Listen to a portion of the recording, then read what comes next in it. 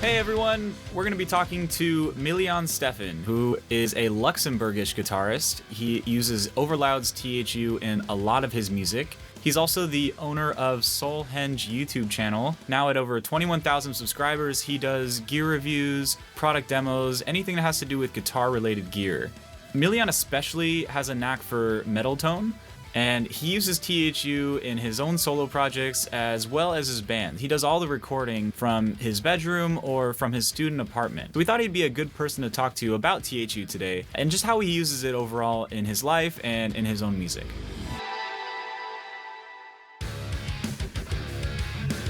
What do you do besides gear reviews and stuff on your channel? My private life and my studies have nothing to do with my music, so I'm studying literature, and music is my big passion and my hobby, and I will try to pursue that and maybe make my job the music at some point. I think for any musician, right, you kind of have to do multiple things. You have to blend something that you love with something that you also love, and you have to make something out of both of those things, right? Well, in school, I always wanted to become a teacher. I don't know why. I just like to teach, and that's also flowing into my videos. So I like to teach people how to do things in music and stuff. So it's different, but the same. With your band No Ostriches, you've had a couple releases this year. So you're doing this all yourself? Yeah, from beginning to the end. Writing the songs, of course, recording them, but also I try to stay independent also for mixing and mastering stuff. If you listen to my first EP 3 years ago, it doesn't sound really good, but I'm really happy to have persisted on, I want to do this myself. And I can encourage everyone to just pursue that. And if you are after a tone, just try to get it. Recording in these days is just a breeze to work with all those plugins, and I mean, the sounds are just on point. So you obviously use THU for this album. Is there a certain reason that you're not using hardware? My hardware, they were quite outdated at some point.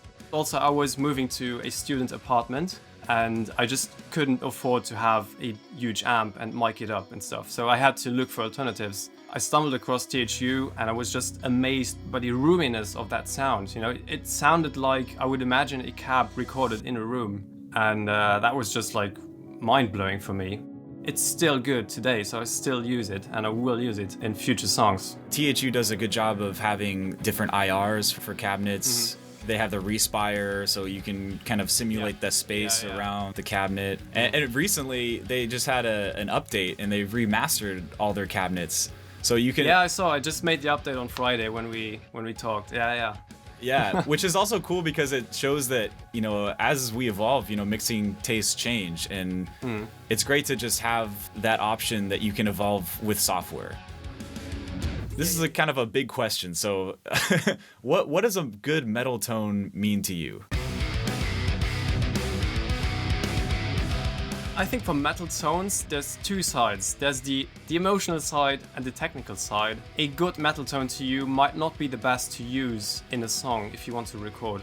I always went by my guts and I was like, wow, I like that tone. It's like super bass heavy and like has super low end. It must sound good. Why do these bands sound so good? But then I realized there's a technical aspect and there are some rules, if you will. If you are working with software like THU, you basically have the recorded sound already in your headphones, on your speakers, wherever. And the biggest advantage is you can work on the mix, and if there's something not right, you can literally change the amp that you use for the recording, or the cab, which is impossible if you record it with hardware. I mean, I'm a minimalist guy, and I always start with an amp, but sometimes I also start with a cab. If I know a cab well, or a cab impulse response well, that it will fit nicely in the mix, because it's like 80% of the sound is the cab, I would say. Wow. At least to me. It's like super important, and people are always like, yeah, this amp is super nice, but if you have a shitty cab impulse, or a cab generally, it will not sound good. Let's start with the cab actually. I personally use IRs. THU comes already with IRs loaded in, which are really good. There's a specific cabinet that loads all those IRs. It's the last one, cabinet IR. It's really helpful and useful because you already have some EQ controls like the low cut mode. I try to prepare my tone as much as I can in Overloud, because it's always better to have the best source tone that you can get. Okay, so we have the cabinet. For the sake of metal, let's go with the classic and have the heavy 5150. You know, that's the thing with THU, it instantly sounds good.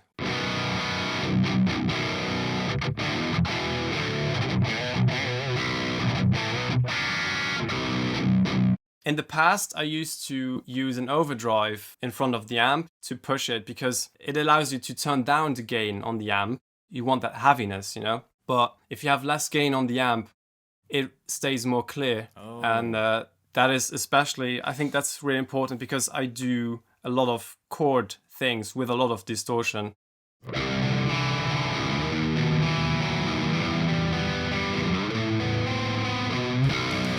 So if you want to hear the individual strings, you have to keep the distortion low on the amp, but you can push the drive with the pedal. Exactly, and in that way you're giving the signal more power without oversaturating it. And I think that's the way to go, at least for what I see as modern tones. If you asked me 10 years ago, I would say, yeah, just crank the gain all the way up, you know? Yeah, put it to 11, of course. Yeah, exactly. It depends on your style. I mean, if you want those really aggressive chugging sounds, periphery and you name it, I think the like the Tube 9, I think that's, you know, also a classic, the Tube Screamer, is really helpful for that. What I do as well is put an EQ at the end of the chain, so I can already pick out some frequencies that I don't want. Guitars are usually critical at 3K hertz.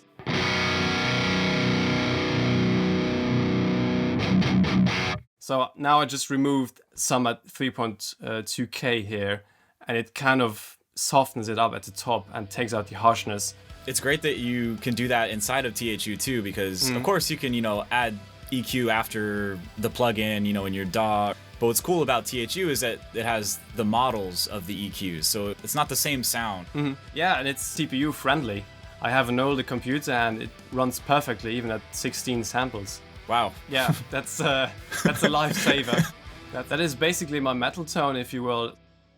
For solos and stuff, you have lots of reverbs to choose from, which are really great, especially like the D reverb, because it's so roomy. And of course, stereo.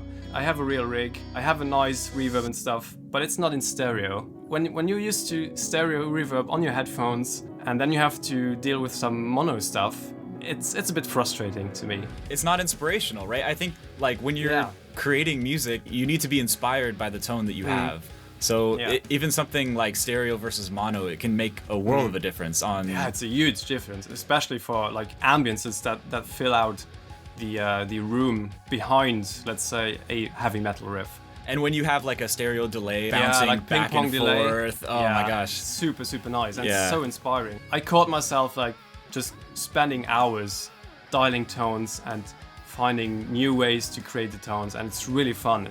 Every day I experience a new amp in another way with a different cab, and it's like, oh, that sounds really cool. I haven't heard that before. It's easier to try new things because you don't have to buy them, you don't have to ask somebody.